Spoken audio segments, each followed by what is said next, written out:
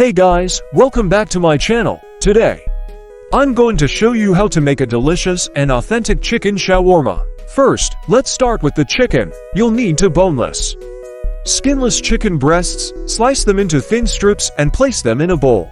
Next, let's make the marinade. In a separate bowl, combine 1/4 cup of olive oil, 2 tablespoons of lemon juice, 1 teaspoon of cumin, 1 teaspoon of paprika, 1 teaspoon of garlic powder, 1/2 teaspoon of salt, and 1/4 teaspoon of black pepper. Mix everything together until well combined.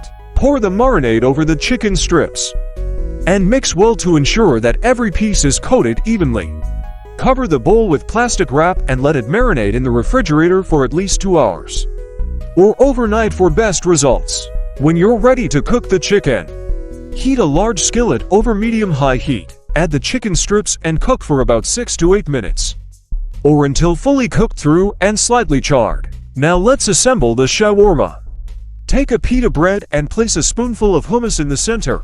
Add some sliced tomatoes, cucumbers, and red onions on top. Next, add some of the cooked chicken strips on top of the veggies.